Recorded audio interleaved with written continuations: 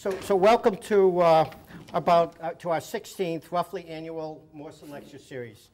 Andrew Moursund was chair of the UO Math Department from 1939 to 1971. He more or less built the department from the ground up, since during the early 30s, the state shipped almost all of the sciences and the math up the road to Corvallis after attempting to shut down the U of O. So he pretty much got to build the department as he wished. Through some very shrewd and successful hires of first-rate mathematicians, Andrew Moursund quickly brought visibility and credibility to U of O math. In his honor, the Moursund family has generously donated funds, which, with the help of other generous donors and friends, supports the lecture series. We've, over these 16 years, actually it's a bit longer, the first one I think was 86, we have had over the years many of the world's leading mathematicians come to the U of O to give the Moursund lectures, including Victor Katz, Michael Atiyah, Yuval Manin, Clifford Tubbs, Efim Zelmanoff, Philip Griffiths, Jean-Pierre Serre, Alexander Varchenko, Dennis Sullivan, Victor Gilman, Maxim Kontsevich, Rick Shane, Victor Ginsberg, Gerhard Heusgen, and William Fulton. This year's lecturer is equally eminent. He's an international mathematics Olympiad gold medal winner at age 13, the youngest ever. He graduated from his Adelaide, Australia hometown college, Flinders University, 4 years later, and then got his PhD from Princeton in 1996 with Elias Stein working on harmonic analysis. His prizes and honors include the 2006 Fields Medal, 2007 MacArthur Award, 2008 Waterman Award, along with election as a Fellow of the Royal Society and member of the National Academy of Sciences. The only thing missing, that as far as I could see, was the Brownlow Medal for the best and fairest in Aussie rules footy. And also noteworthy is his the remarkable breadth of his work. When I first met Terry about 10 years ago, he's one of the leading researchers in nonlinear wave equation analysis. He's since gone on to do fundamental work in analytic number theory, combinatorics, signal analysis, representation theory, and along with his original field of harmonic analysis. His 3 lectures this week will reflect this breadth and depth, as you see by looking at the various diverse titles. And as we know for the first one, the first lecture today is Recent Progress in Additive Prime Number Theory. Thank you. Okay. Oh, thank you. So it's great to be here. It's my first time in Eugene. So it's quite nice here. I like the air here. It's a bit colder than LA, though. I apologize for the date. You can tell exactly when I finalized these slides. It wasn't quite today. Anyway. So I'll be talking about the type of number theory I work in. So number theory is quite a huge field, and I actually only work in a tiny fraction of it. I work in what's sometimes called additive prime number theory, which is the study of additive patterns in the prime numbers. So you all know what the prime numbers are, 2, 3, 5, 7, so on and so forth. Very roughly speaking, there are 2 big classes of things we do with the prime numbers. Basically we either multiply primes together or we add primes together. And one is called multiplicative number theory, and the other is called additive number theory. So multiplicative number theory is pretty well understood because the primes themselves are defined in a multiplicative manner. We have a very well-developed theory there. But additive prime number theory is a lot less understood. I mean, in some ways, it's not as natural to add primes as it is to multiply primes. But still, there are some classical questions that we'd like to answer that we can't do yet. But there has been some recent progress. OK, so additive prime number theory is a study of additive patterns in the primes. So the most classic example is the twin prime conjecture, perhaps the oldest, almost the oldest unsolved problem in mathematics, really. We know there are infinitely many primes. That's the Euclid's theorem. What we don't know yet, even after hundreds of years, is whether there's infinitely many twin primes, p plus 2, primes which when you add 2, they're still prime, 3 and 5, for example. So that's the twin prime conjecture. Everyone believes it's true. Okay, there's a huge amount of evidence that it's true, but we can't prove it yet. And that's an additive pattern. You take a prime and you add 2, and you ask whether that pair lies in the primes. Another example is that of arithmetic progressions, which is mostly what I'll be talking about today. So whether the primes contain arithmetic progressions and so forth. Okay, so so for some of these patterns, we understand now quite well how they fit inside the prime. So arithmetic progressions, for example, we now understand pretty well. And then there's some that we don't. So twins, we still, even after so long, we don't. And there's a reason for that. Mainly because twins happen to be a one-parameter family of patterns. There's just one variable p. And arithmetic progressions are two-parameter, A and R. And we now understand so two-parameter patterns quite well, but not one parameter. But maybe I'll talk about that later. OK, so yeah, when I first wrote these slides, I wanted to survey actually quite more things than I wanted could fit in 1 hour. So I think I can only mostly discuss two theorems. One is a result of myself and Ben Green that I proved a few years back. So we can't prove that the primes contain infinitely many twins, but we can prove something else, which is that the primes contain arbitrarily long arithmetic progressions. So given any number like 100, you can find somewhere in the primes an arithmetic progression of length 100, all of whose elements are prime. And I'll try to sketch some of the elements of the proof here. OK, so first, some previous results. So, of course, we weren't the first to study this question. So way back in the 20s, Van der Korpert showed that if you just look for progressions of length 3, there are infinitely many arithmetic progressions of length 3 in the primes. So 3, 5, 7 is the first one, but there are infinitely many others. 3 is the first non-trivial one. Of course, progressions of length 2 are easy to find. OK, previous to that, that was almost the best result known. Actually, the best result known previous to our result is sort of 3.5. So this was done by Heath Brown in 1981. What he showed was that there were infinitely many progressions of length 4, where 3 of the elements, say the first 3, are prime, and the fourth guy is what's called an almost prime. It's either a prime or the product of 2 primes. So it's not quite progression of length 4, but it's pretty close. So that's yeah, something called a 3.5 result. OK, so yeah, but there it was stuck for quite a while, and there's a good reason why it was stuck. But now we can do progressions of any length, and also several other patterns too, which I'll discuss later. OK, so we can now do progressions of any length, and there are 3 main ingredients in this. And roughly speaking, the follows. First, you need to understand certain random models for the primes. And the second is you need to understand Sift theory. And the third is that you need this tool from combinatorics called Zemiretti's theorem. And I want to talk about all 3 of these things now. OK. So the funny thing about number theory, I mean, this is true in many other parts of mathematics too, but particularly in number theory, is that our ability to make conjectures, look at correct conjectures, is really quite advanced compared to our ability to actually prove things. So we can sort of guess the right answer to just about everything in number theory, and we're pretty convinced it's correct. But what you can prove is a very small subset of what we can guess. So while we can't prove things like the twin prime conjecture, we have really good heuristic arguments. They're not rigorous, but they're very convincing that convince us that, for example, the primes contain infinitely many twins, that they contain arbitrary long progressions. All these things, they're not very surprising when we have these heuristics. What is surprising? What is difficult to us to prove them? So we have some really good heuristics. And so I want to explain some of them today. So the heuristics start with the prime number theorem, which is perhaps the single most important theorem in prime number theory, which is, roughly speaking, that if you count the number of primes up to some large number n, the number of primes up to n is roughly about n over log n. So more precisely, the ratio between the number of primes up to n and n over log n goes to 1 as n goes to infinity. That's a deep theorem. It uses the Riemann zeta function. I won't talk about it today, but we'll just take that as a black box. Another way of thinking about this is that if you pick a number at random from 1 to n, say from 1 to a trillion, if you pick a random number, it may or may not be prime. The probability that it is prime is roughly 1 in log n. That's another way of thinking about the prime number theorem.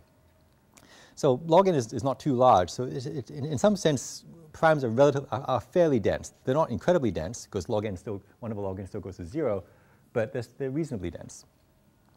OK, so for example, 1 to a trillion, maybe about 5% of all numbers up to that point are prime. OK, so you can use this fact to create a random model for the primes. So the primes are not random. OK, you don't roll any dice to create the prime numbers. But you can simulate or approximate the primes in some sense, model the primes, by a random model. And the first person to do this was Kramer. So he introduced what we now call Kramers' random model for the primes. So we know the primes have a density about 1 over log n from 1 to n. So what you can do is that you can model this by taking a random set where for every natural number, 1, 2, 3, 4, 5, you, for the number n, you roll a log n-sided dice. If the number is 1, you put it in your random set, and otherwise you don't. So you pick a random set where every number n has a probability of 1 over log n of being in your set. And this can be sort of your fake model prime set. And one of the key things is that each number has an independent probability of being in your set. So whether you consider 10 prime or 11 prime, 10 has a 1 in log 10 chance of being prime under this model, 11 has a 1 in log 11 chance, and you make these two numbers independent. These two probabilities, two events independent. Okay, so of course when you do that you won't get the primes, but the hope is that you get something that looks enough like the primes that various statistics of the primes, for example, how many twins or whatever you'll find in the primes, it will match how many there are in this random model. So this model turns out not to be completely accurate, but it does give reasonably good predictions, and there are ways to improve it, to give what we believe to be extremely accurate predictions. Okay, so just to illustrate this with a simple example, let's just talk about the twin prime conjecture. So as I said before, the twin prime conjecture is that there are infinite many primes of the form p plus 2. Okay, so here I can give you sort of a proof of the twin prime conjecture. So what you do is that you pick a large number big N, say 1 trillion, and you pick a random number little n from 1 to big N. So just pick a random number in a very big range. So we have the prime number theorem that n has a probability about 1 over log n of being prime if you pick it randomly. And n plus 2 is also pretty much a random number from 1 to n, okay, or from 3 to n plus 2, strictly speaking, but essentially from 1 to n. So n plus 2 also has a probability of about 1 over log n of being prime. Now, if those two events, n is prime and n plus 2 is prime, if they were independent events, then the probability that n and n plus 2 would both be prime would be 1 over log n squared, roughly. Another way of saying that, if you just count, because there's n possibilities, another way of saying that is basically the number of twin primes from 1 to n is about n over log squared n. And as n goes to infinity, as you all know from first year calculus, n over log squared n goes to infinity. And so there are infinitely many twin primes. Okay? So that is a proof, so to speak, of the twin prime conjecture, but it doesn't work. There's lots of ways to see why it doesn't work, but perhaps the easiest is that if it worked, it would also show there's infinitely many consecutive primes, n plus 1. And that's not true. There's 1, 2, and 3, and that's it. So what went wrong? What went wrong is the assumption of independence. And the event of n is prime is not independent of the event that n plus 2 is prime, because the primes are not really as randomly distributed as this Kramer random model suggests. And that's because of a very basic fact, which is that primes tend to be odd. Okay, well, with one exception. But you can model, you can give up at that point, or you can fix the model to take advantage. You take advantage of the fact that primes are odd. So right now our model is saying that every number from 1 to n has a 1 in log n chance of being prime, and that's not accurate because even numbers have a much lower chance of being prime than odd numbers. So, but you can have a better model, where a smarter model, if you wish, where you take every number from 1 to n. If it's even, let's say we get a 0 chance of being prime. Okay, we'll lose 2. 2 is not so important. And the odd numbers will give a 2 in log n chance of being prime, because there's half as many odd numbers as even numbers, as odd numbers. So that's a slightly different random model, and that's a more accurate model. So if you take that model, so that even numbers have no chance of being prime, odd numbers have a 2 in log n chance of being prime, approximately, then you can go back, do the same calculations before. The first thing you notice is that now there's no consecutive primes. N plus 1 is now ruled out. That's the good sign. That's what's supposed to happen, because n and n plus 1 can't both be odd. And if you go back to twin primes, you'll find that if you do the calculation now, you do some conditional probabilities and so forth. It's not hard. You find that, so previously we guessed the number of twin primes up to n. It was about n over log squared n. But now it's, once you concentrate all the primes onto the odd numbers, your prediction for how many twin primes there are up to n increases to 2n over log squared n. The reason is that if n is going to be prime, then with our new model, n is going to be odd, and so n plus 2 is also going to be odd. And n plus 2, so being odd, that's twice as likely to being prime as a random number. So That's where this extra 2 comes from. So we changed the modeling. We got a new prediction, but this one we believe to be more accurate because it's incorporating something that we know about the primes, which is that they're odd. Now, okay, so maybe this is the correct count for how many twin primes there are from 1 to n. Okay, so this probably is incorrect also. Okay, but it's less incorrect than the previous model.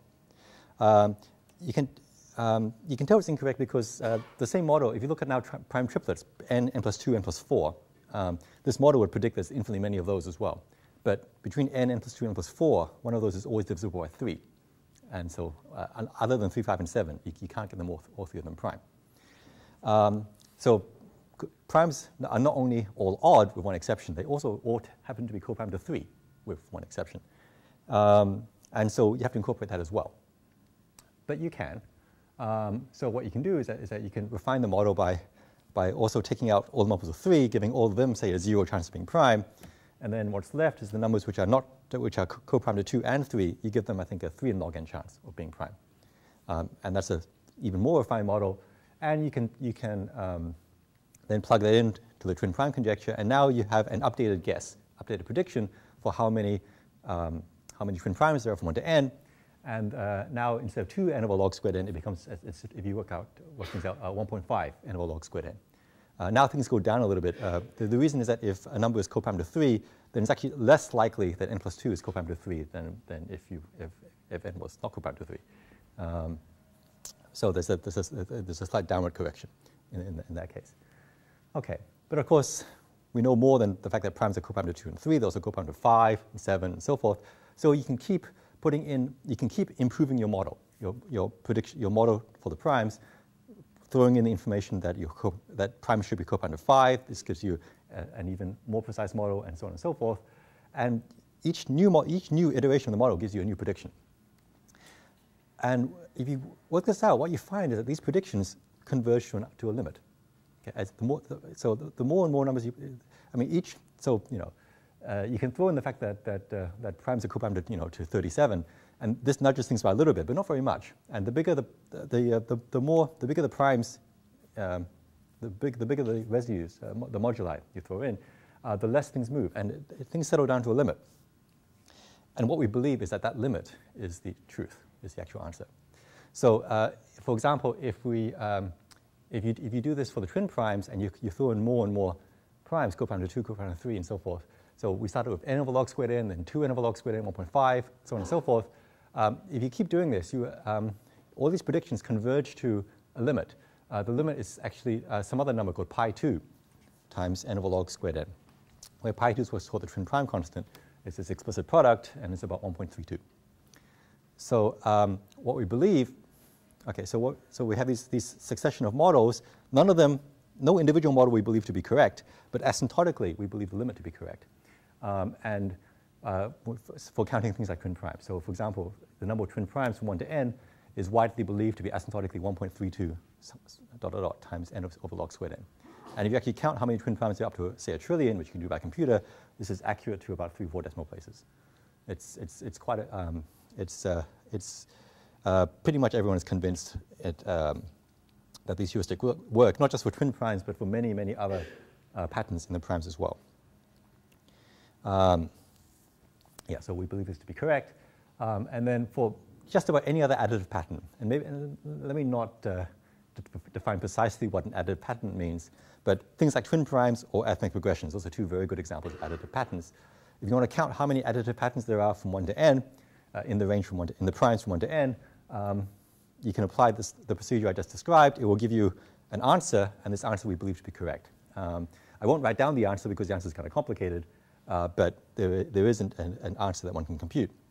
And and we conjecture that this is the truth, and this conjecture is known as the highly literate prime tuples conjecture. If this conjecture is true, it will imply all kinds of things. It will imply the twin prime conjecture.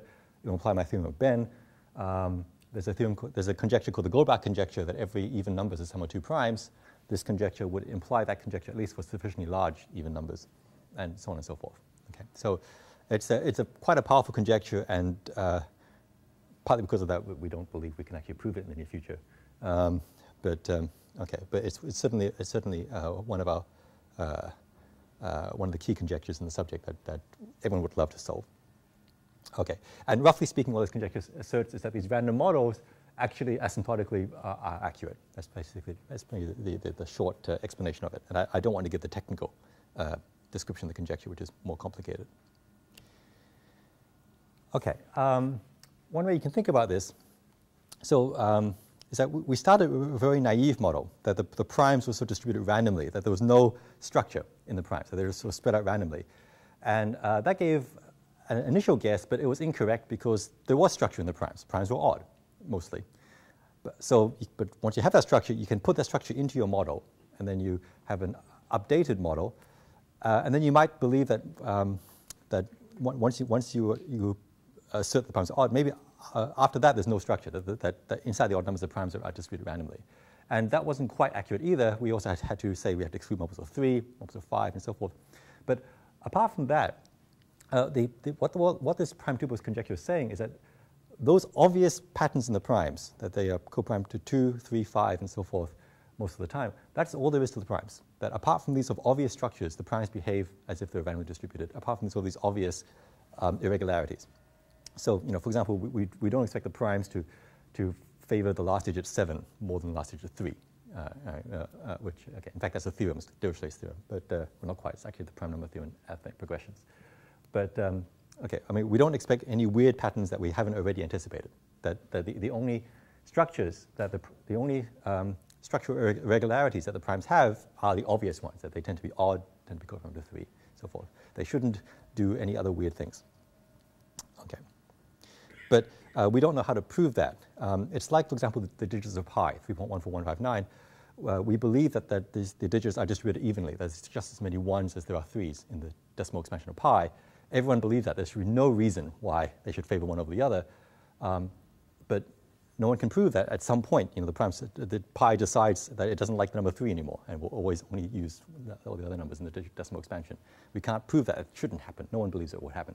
But we don't know how to prove that these sort of conspiracies, if you like, don't happen. How do you disprove a conspiracy? Okay. Okay. In fact, I just said all that. Okay. That is pretty much everything I just said. Okay, so I don't need that anymore. Okay. So those are the random models. Okay, so they give all the right answers, at least we think so, but they don't prove anything. Okay. So now we turn to the next ingredient, which is Sift theory. So, okay, so we do know how to do some things about the primes. For example, even in primary school, we teach how to find primes fairly efficiently using sieves. And the most elementary sieve out there is the sieve of Eratosthenes, which we still teach, hopefully, in primary school. So if you want to find all primes in a big range, let's say from n over 2 to n, so let's say from half a trillion to a trillion, what you can do is that you can start with all the integers from n over 2 to n. And so some of them are prime, some are not prime. But then you sieve it. You get rid of some of the integers. So you can cast out all the multiples of 2, all the odd numbers, sorry, all the even numbers. Throw those out. Keep the odd numbers. Then you throw out the multiples of 3, multiples of 5, multiples of 7. You keep sieving out all these things, and then eventually you do that up to multiples of root n. And then the sieve of Eratosthenes tells you that when you do all that, what's left are precisely just the prime numbers. Okay. So this is one way to create the primes. You start the integers and you just keep throwing out these other sets.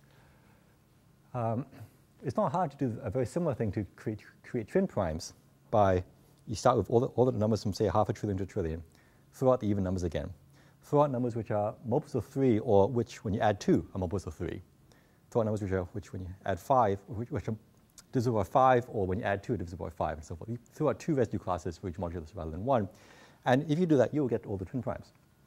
So that looks very promising because we wanted to count twin primes. And we can certainly count all the integers from n over 2 to n. That's not a problem. Okay. And then if you throw out all the even numbers, we can still count how many of them are left.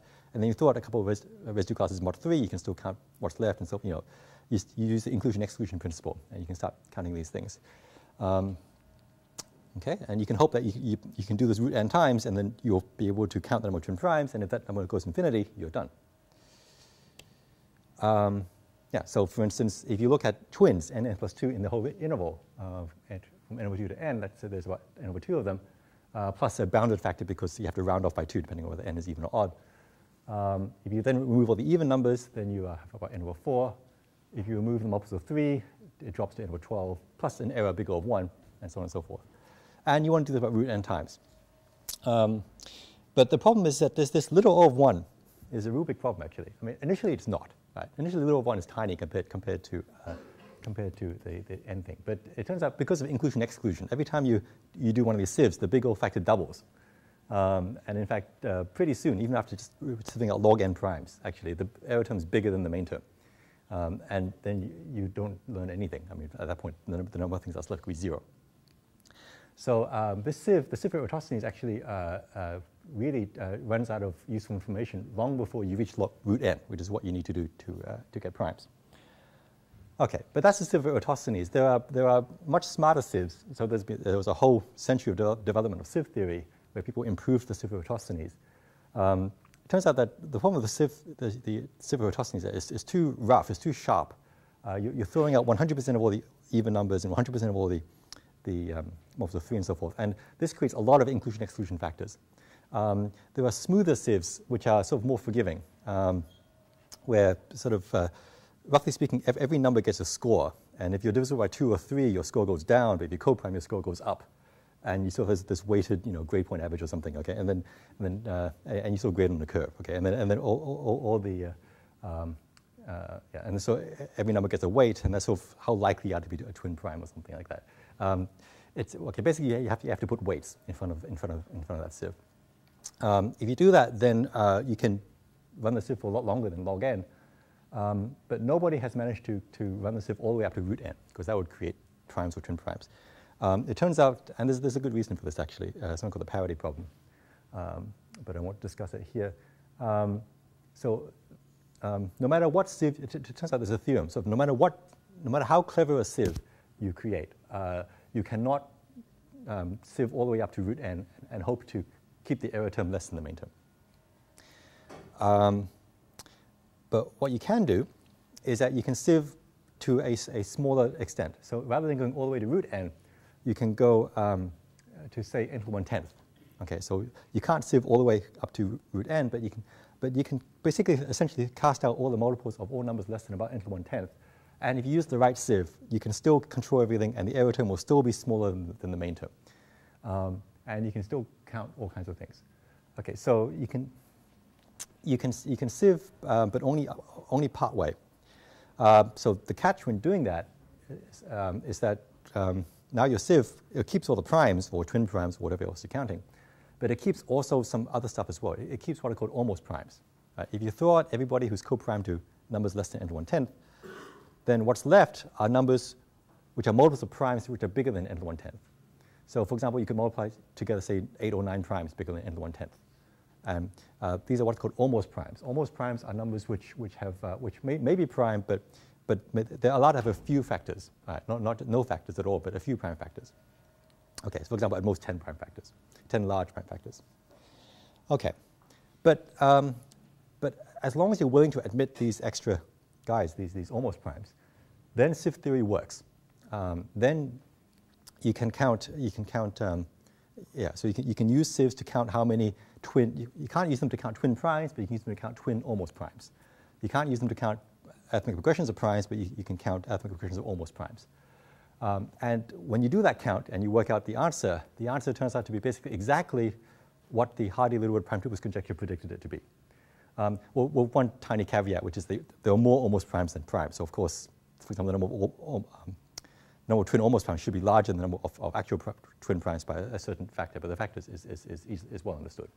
But apart from all these obvious normalizations, basically we can verify this Hardy-Littlewood prime-tuples conjecture, but only for almost primes rather than primes. So we are guessing that primes behave randomly apart from all this obvious structure. We can't prove that, but we know that the almost primes do. The almost primes behave. I mean, so almost primes they also mostly tend to be odd. There are very few even almost primes. There are very few almost primes multiples of 3, especially if you ask that the prime factors be large. But almost primes, they do. Other than that, they don't. They distribute pretty much randomly. Okay. Yeah, so for example, it's been known for a long time that there's infinite many primes. So infinite many twins are almost primes. That's not a problem. Okay.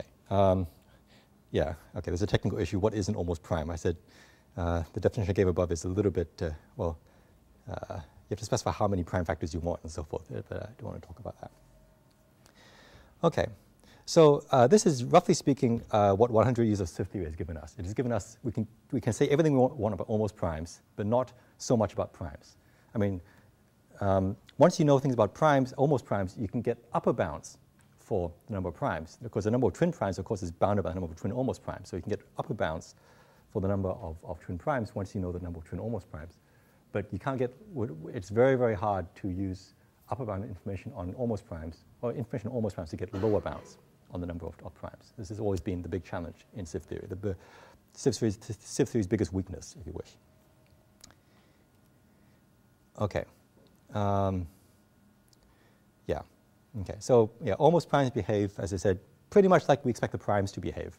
Yeah, that they have some they have some irregularity because they're mostly odd and so forth, but then they behave randomly, and they tend to be also a bit denser. So of course there are more almost primes than primes. The number of primes up to n is about n over log n. The number of almost primes from 1 to n it's some constant times n log n. N over log n. And what the constant is depends on how many prime factors you're allowed to put in your almost prime and so forth. So they're a little bit denser, but not just by a constant factor. Okay. All right, so to put it, okay, so where are we? Okay, so we have these lovely random models about for the primes, which in principle give us all the answers we want, except we can't prove anything. But if we replace primes with almost primes, this bigger set, slightly bigger set, then we can verify these conjectures. We can do whatever we want, basically. That's, well, okay. Actually, it's a massive exaggeration. There's a reason why it took 100 years to do all this. There's all these caveats, which I don't want to talk about. But roughly speaking, almost primes, we can do pretty much everything we want. But primes, we still can't. Okay, so that's where things basically are at for many, many problems. But for certain special patterns, you can do extra. And in particular, for arithmetic progressions, you can do something extra using a tool from combinatorics called Zamaretti's theorem. Okay, so Zamaretti's theorem is not a theorem about primes. It's a theorem about arithmetic progressions. So there's something special about arithmetic progressions. Is that these progressions, they're a funny pattern. They're sort of an indestructible pattern. It's very, very hard to get rid of them. Well, let me tell you the theorem first. So here's Zamaretti's theorem, proven in 75. He was born, actually.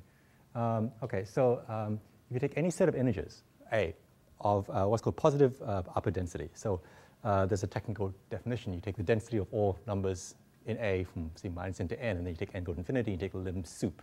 That's a positive upper density.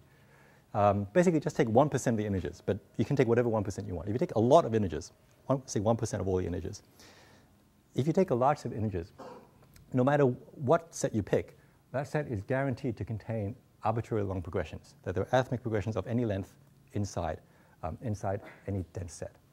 So it's a funny theorem. It's a remarkable theorem. It's an amazing property of progressions, arithmetic progressions, because most patterns don't have this property. So take twins, for example, n plus 2. Okay. Is it true that every dense set of integers contains twins? And the answer is no. Take the multiples of 3. That's a dense set, density 1/3, no twins. Okay. For most patterns that you look for, it's very easy to find a big set which avoids that pattern. Okay. But arithmetic progressions are very special. No matter how you try to move your integers, your set around, as long as you have a lot of integers to begin with, you will always inevitably create progressions here or there or somewhere. Okay, so in some sense, arithmetic progressions are more indestructible than other patterns. Okay, so this is an amazing theorem. So there are about 6 or 7 proofs of this theorem now in the literature. They're all hard. Every proof is 20, 30 pages. And they've all been really important. Every new proof has created a whole industry of mathematics, actually. It's really, I mean, it's an amazing theorem. It's my favorite theorem of mathematics, honestly, except maybe geometrization. But okay, but yeah, I mean, Zamaretti's original theorem proof, he was a combinatorialist. He had this amazingly intricate combinatorial proof. Like these 20 or 30 constants, and they're all important. They're all well, not parameters. One is less than the other, and the other is less than this one. And it's like juggling 20 balls. It's an amazing proof. It introduced something called the Zemeretti regularity lemma, which has since been used in 500 papers in computer science and graph theory and so forth. A little bit later, Hillel Furstenberg gave an amazing proof using ergodic theory. He transferred the problem into a completely different problem in dynamical systems into ergodic theory. And he proved it there using a version of the mean ergodic theorem, basically, a fancy version of this. And then Tim Gowers in 2001 gave a proof using what's called generalized Fourier analysis. Fourier analysis is the study of you study a function by taking inner products with linear characters, e to the I kx, that kind of thing. If you look at more general characters, like quadratic characters, e to the I kx squared, e to the I kx cubed, this leads to what's called generalized Fourier analysis, and he used that. Then there's a proof using hypergraphs, which I won't talk about. Oh, and this one I'm actually quite fond of. So this year, Tim Gowers and I, a couple of other people, we started a massive project on the internet. We called it Polymath because there was many mathematicians working together, 30 or 40. We're trying to prove actually a theorem much more general than Zemeretti's theorem. Zemeretti's theorem was just a corollary of this theorem. And we found for the first time an elementary proof of this theorem. And in many ways, this is actually the simplest proof of this theorem. But it's still about 20, 30 pages, unfortunately. But it's completely elementary, at least. Anyway, it's a great theorem. Yeah, so I can't talk about any of the proofs because they really are quite complicated. But there's a reason, they all have several features in common. And there's a reason for this. I mean, there's a reason why this theorem is hard. It's because this is a theorem about all dense sets. All large sets of integers contain progressions. But there are many kinds of dense sets in the world. And so they all contain progressions. But they contain progressions for different reasons. For example, what are some examples of dense sets? So at one extreme, you have very structured dense sets. For example, the set of all even numbers, that's a dense set. Okay? But it's very structured, very periodic. So it's like a zero temperature kind of set in some sense, okay, or zero entropy. And that set, of course, has lots of progressions because it's very periodic. At the other extreme, you can have a disordered set, a very random set. For example, you can just take every number and flip a coin. If it's heads, put it in your set. And it's not. Just take a random subset, density 1/2. That's an extremely distorted set. That set also has a lot of progressions, but for a very different reason. The reason why a random set has lots of progressions is because the integers have lots of progressions.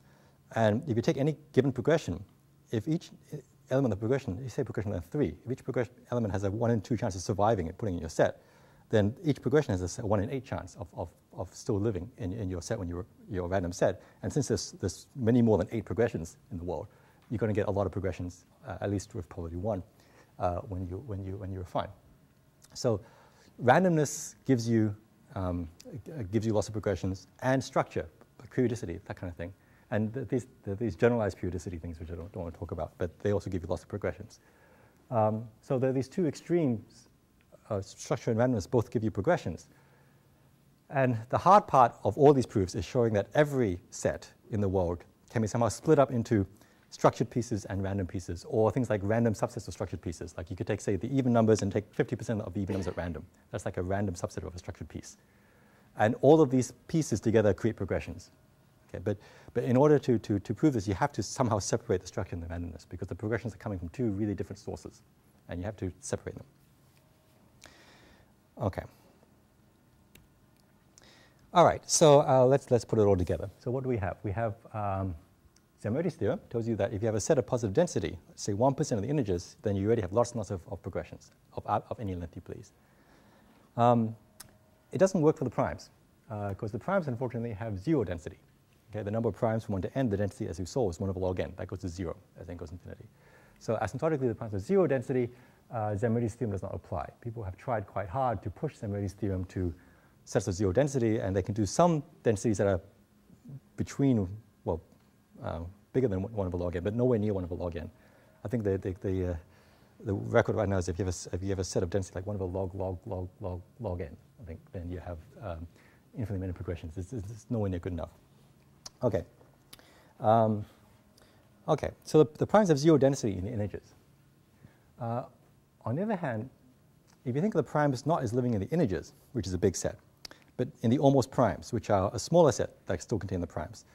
Inside the almost primes, the primes do have positive density. I said that this number of almost primes in the world is only a constant factor bigger than the number of primes. So the primes have positive density, but not in the integers, only in the almost primes. And the almost primes, they behave, we understand them pretty well. They behave pretty randomly, apart from these obvious things about being odd and so forth. So for example, we know that they have lots and lots of progressions. That's not a problem. So the almost primes have lots of progressions. And the primes are a dense subset of that. And if they were a dense subset of the integers, we'd be done, but they're a dense subset of these funny almost primes. And so somehow what you need to do is you need to put all these facts together to get progressions of the primes themselves. OK, so now I can show you that. OK, so now I can show you the theorem. All right. So we go back to the primes. OK, so we had this yeah, I don't know what I'm supposed to finish, actually, but OK. OK. So all right, so we have these primes, and we have this random model for the primes. You know, that they distribute randomly apart from being odd and so forth. And if that model was accurate, then you can just count how many progressions there are, and there's lots of progressions, as you find. So if the primes obey this random model that we believe that they do, then we're done. So the whole problem is that we don't know that the primes obey this random model. We have this lovely model that should be the truth, but it might not be. It might be that the primes decide there's some extra structure that we haven't learned yet, that the primes are doing something else. In addition to being all odd and so forth, they all favor, you know, the number 7 in the decimal expansion or something. But they have some additional irregularity that that would distort the number of progressions that are out there and would make our random model inaccurate. But OK, so maybe there is some extra structure out there. But it turns out that whenever there is some extra structure out there, you can put it into your model, and you can refine your model no matter what kind of weird exotic structure the primes have. You can sort of take account for that by changing your model, make your primes more likely to live on one set and less likely to live on another set. Yeah, technically, if you have to modify a certain sigma algebra, which models your random variable, but your probability distribution. But every time you identify structure, you can modify your model to take advantage of the structure. And maybe, OK, and then you can hope that this modified model is then accurate. But it could be that there's yet another piece of structure that you haven't seen yet, which is not yet predicted by your model. But if that's the case, then it turns out you can modify your model further to incorporate every new pattern that is out there in the primes. You can throw it into this model. And it turns out, and this is quite hard to prove, but you can turn out this process terminates. There can only be so many irregularities out there. There's sort of orthogonality, there's a Bessel inequality eventually. That you can't have too many irregular things out there. And after some finite number of steps, after throwing in some finite number of weird extra structures into your model must eventually become accurate. OK, so you can keep iterating this process of refining the model until there's no more structure, and your model actually predicts things like progressions properly. But then, so now you have a model which models your primes, which is great. But with one catch, it's a model that we don't understand at all, because we're throwing in all these sort of exotic structures that we have almost no control of. So we have this exotic model. It's like this big black box, which is supposed to tell you what the primes do, but we don't know what the box does. So this doesn't seem so useful. OK. But what one can show is that the primes are a dense subset of the almost primes. And the almost primes are modeled by just a plain vanilla random set distributed more or less evenly across the integers. OK, not quite, you have to throw them also 2 and so forth, but OK, apart from that annoying technicality. The almost primes are distributed very randomly. The primes themselves are a dense subset of this almost primes. And that limits, it turns out that limits the how weird the model for the almost primes can be. There's a sort of comparison principle that if you have two sets and one is a dense subset of the other, then the model for one is in some sense a dense subset of the model of the other. And well, OK, so there's some technicalities, but because the almost primes are modeled by the whole integers, it turns out that the primes, no matter how weird the model for the primes must involve a piece, at least one piece, which behaves randomly, maybe not on the whole integers, but at least on a dense subset of the integers, there's a piece where it behaves randomly.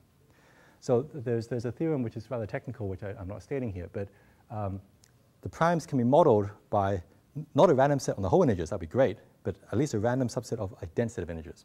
And it's ultimately because the primes are a dense subset of the almost primes, and they behave like a random subset of the whole integers.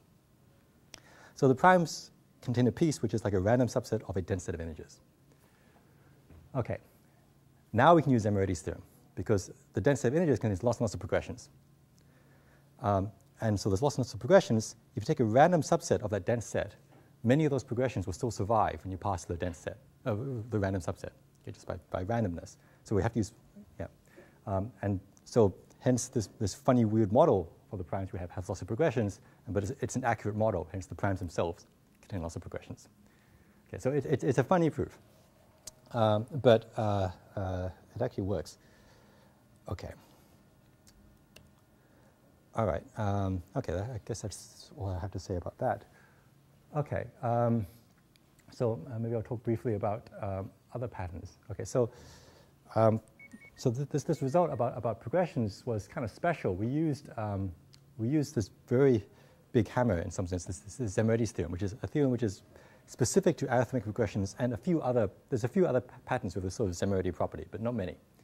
Most patterns don't have this. Most patterns. It's not true that every dense set contains infinitely many patterns. So, okay, but you can consider more general patterns. So here, okay, so arithmetic progressions are sort of what I call a two-parameter set of patterns. They're a set of patterns which are generated by two parameters. So, for example, an arithmetic progression length k is generated by two numbers, n1, which is the base point, and n2, which is the step of the progression. And then that generates, then you have these k affine linear forms, and that creates for you this two-parameter family of patterns. Similarly, twins are a one-parameter family of patterns, n plus 2. This is one parameter n, and that just generates a pattern. So you can generalize these things. You can talk about more general affine patterns where you have, say, d parameters, n1 to nd, which are like any integer. And then you create some fixed linear combination of all these n1 to nds, and this is some pattern. You could maybe a progression, or maybe a square or parallelogram. There's all kinds of linear patterns you can make. And then you can ask, given any such pattern, so progressions are an example, twins are an example, you could talk about, say, arithmetic progressions whose difference is also a prime, or difference is, say, one less than a prime or something. You can do all kinds of patterns like this. There's also polynomial patterns, but that's a whole other story. Let's just look at linear patterns. And you can ask, given any such pattern, the same type of question. So do the primes contain infinitely many patterns of this form? If you like, can you solve a system of linear equations not over the integers, which is integer programming, but over the primes, that kind of thing. And how many of such solutions would there be from 1 to n, that kind of thing. Okay, so as I said, this is a general problem. If you could solve it, you could solve all kinds of things. You can, the twin prime conjecture is counting one type of pattern. Goldbach conjecture is counting another type of pattern, and so forth. But you notice that there's two Goldbach conjectures. There's the even Goldbach conjecture, which is counting whether any even number, large even number, can be written as the sum of two primes. That's counting a one-parameter pattern. And then there's the odd Goldbach conjecture, which is that every odd number is the sum of three primes. That's counting a two-parameter pattern. And I guess the thing I want to, so the punchline ultimately is that very recently we've been able to count solutions to any system with two or more parameters. So if you're counting patterns which involve an n1 and an n2, then we can count it. And so, for example, the odd Goldbach conjecture is essentially solved, essentially in the mathematician sense. Vinogradov in the 30s showed that every large odd number is the sum of three odd primes. So every sufficiently large. So there's only a finite number of exceptions at most. And in fact, there's a bound. The best bound right now is that every odd number bigger than 10 to the 1340 is the sum of three odd primes. So in principle, there's only a finite number of cases left to check. And you can solve this conjecture. But that's still not been done. But okay, but anything with two or more parameters we can essentially do up to like these finite things. Whereas one parameter is still out of reach. So the even Goldbach conjecture and the twin prime conjecture, this essentially, I mean, they're way open. Okay. Okay, so maybe I'll tell you the theorem. Okay, so not every pattern actually lives inside the primes. So we saw that n plus 1, consecutive numbers, have a huge difficulty lying inside the primes. And the reason is that is that there's a parity obstruction. Okay, they can't both be odd. More generally, we can say that there's an obstruction mod p if your linear pattern, if you can't make your linear pattern, every element of your linear pattern co-prime to p. That if always one of your elements is divisible by p, then that's a real problem trying to make them all prime. And that's an obstruction mod p. Okay, so n plus 1 has an obstruction mod 2. N plus 2 n plus 4, that's a pattern that has an obstruction mod 3. There's also an obstruction at infinity. In addition to primes wanting to be odd and so forth, they also want to be positive. If you have a pattern in which one of your guys is always negative, that's always a real problem too. So it's very hard to make n and minus n both prime. So there's an obstruction at infinity, which is that if you can't make all your linear forms positive infinitely often, then of course you have unlikely to have lots of solutions either. Okay, but so very, very recently, and in fact it's not quite finished yet. In fact, I'm still working on the paper today in my office, one of the final papers in this series. This series of 6 papers. Ben Green and Tamar Ziegler and I, what we showed is that if you have a system of if you have a system of pattern, if you have a system of linear patterns which have at least 2 degrees of freedom, actually more precisely, the more precise statement is that any 2 forms in your pattern are linearly independent. And there's no obstructions at p and there's no obstructions at infinity, so there's no obvious reasons why you can't make primes out of the patterns. Then you have lots and lots of prime patterns. Okay. Then you can make or you can find lots and lots of patterns of this form where everybody's prime. And if you count how many there are, how many patterns which are prime, then it agrees with what the highly the prime tuple conjecture predicts. So it gave the answer that everyone expected anyway. So just to give one example, if you want to count progressions of length 3 of which are prime and whose difference is say 1 less than a prime, then we can show there's infinitely many of those and that there's an asymptotic. We need 1 less than a prime because if you try to make progressions whose spacing is a prime, that prime will probably be odd, and then one of these guys is going to be even, and then you have a real problem. Okay, so this theorem implies, for example, the previous theorem about progressions. It implies all kinds of things, except the things we really want, which is the twin prime conjecture and the go-back conjecture, because those patterns, the one parameter, n plus 2 are dependent, unfortunately, and this one does not apply, and there's good reasons why it doesn't apply, well, of course we tried very hard, but it doesn't work, unfortunately. Yeah, so yeah, we need 2 parameters. Okay. Okay, I don't have that much time left, so maybe I might skip the last few slides. I'll just tell you maybe one thing. Well, I'll tell you 2 things we have to do. Okay, so in the previous argument, we said that either the primes obey this random model, in which case everything's fantastic, we can do whatever we want, or they don't, in which case they obey some weird model. But this weird model we're still able to pull out some progressions, and so we're able to prove that theorem.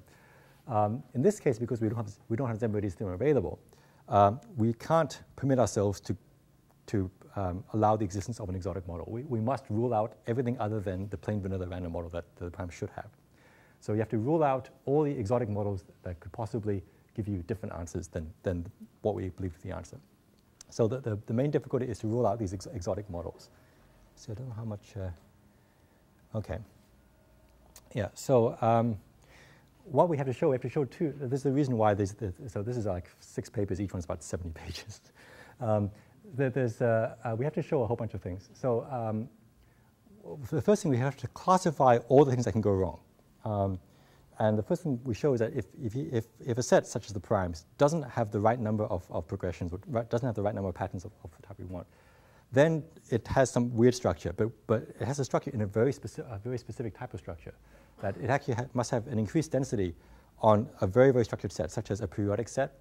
Okay, more technically, the set of recurrence for a dynamical system, which is a special type of dynamical system called a null system coming from a nilpotent group. But well, never mind that, because there's a very special type of funny set where your primes or whatever you must be irregular. So if you have the wrong number of progressions or whatever, then if your pattern count is wrong, then you must have some irregularity on some very explicit type of set. So we have to classify all the sets that cause trouble. And then we have to do some serious number theory to show that the primes actually do not congregate on any one of these sets. So we classify all the sets that cause trouble. For example, the set of all numbers whose last digit is 7. So the numbers are 7 mod 10. That would be a problem. If all the primes decided to be 7 mod 10, then after a certain point, then that would seriously mess up all kinds of things like twins, for example, twin primes would go away pretty quickly. So you have to show that doesn't happen. The primes do not congregate on things like the set of numbers 7 mod 10. Now that was known. That's Dirichlet's theorem. But there are many more complicated sets where you need to show that the primes don't congregate, and we show that too. We show that the primes, or more precisely, a function related to the primes called the Mobius function, which I won't talk about, that is actually spread out with respect to every single set that can cause trouble. And because of that, you can show that nothing actually causes trouble, and that the random model is actually correct. But I think I'll skip the last 2 slides because they're kind of technical, and I'll stop there. Thank you.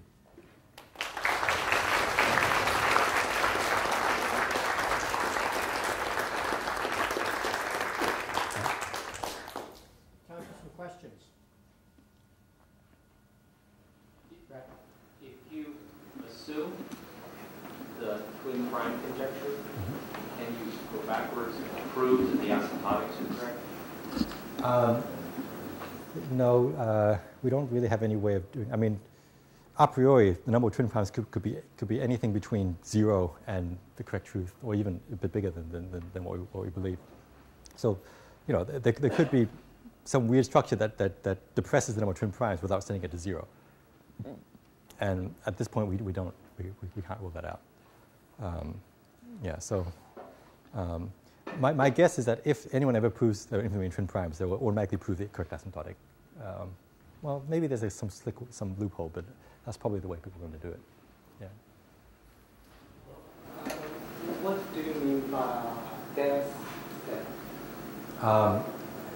Set of positive density. So it's a set whose density, okay, so like a subset from 1 to n, which is bigger than, say, a constant times n in cardinality, that type of thing. Sometimes you let n go to infinity and take a limit, but yeah, basically, yeah. So like 1%, density at least 1%, something like that. So is there an analog of this result that you can formulate for an arbitrary number field? Yes. Okay. So not arbitrary, but some number field. Okay. So I'll give you one of those which I'm quite fond of. So I proved this a few years ago. So if you take the Gaussian integers, right, so the numbers from a plus bi, where a and b are integers, then there's the Gaussian primes, the numbers which are not divisible by any smaller Gaussian number other than the units. And they form this nice sort of set in the plane. I don't have a picture here, but it's like a field of stars in the sky. And you can show that, so just like the primes themselves, which is this one-dimensional set, contain arbitrary progressions, you can show that this constellation of stars in the sky, these Gaussian primes, contain arbitrary constellations. So what this means is that if you take any shape with rational coordinates, like a square or a tetrahedron, or like a hexagon or something, then given any shape with rational coordinates, there exists some translate and dilate of that set in which every number is a Gaussian prime. This is a 2-dimensional version of the 1-dimensional fact of arithmetic progressions. Yeah, so that you can prove by actually very similar methods. We can't do all number fields. So the proof crucially uses 2 things about the Gaussian primes. One is that they have unique factorization, and the other is that there's finitely many units. And that's not true for most number fields.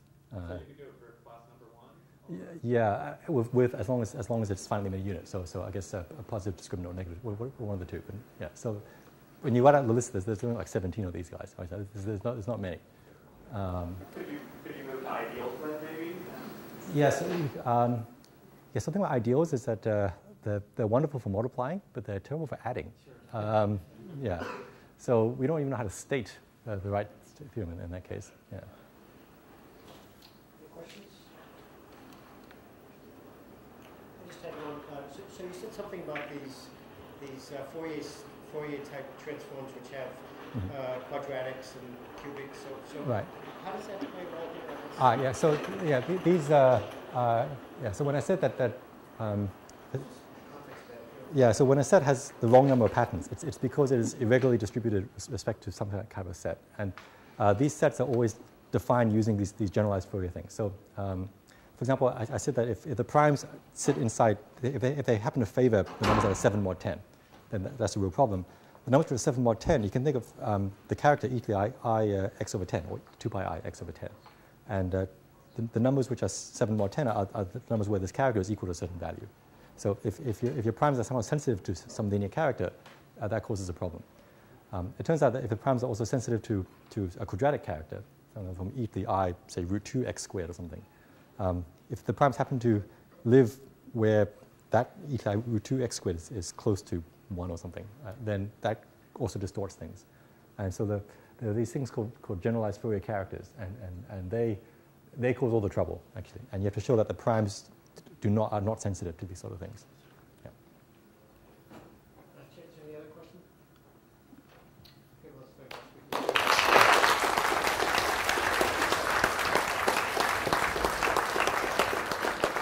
the second talk will be tomorrow at 4. Different room. I don't remember which. Thanks. All right.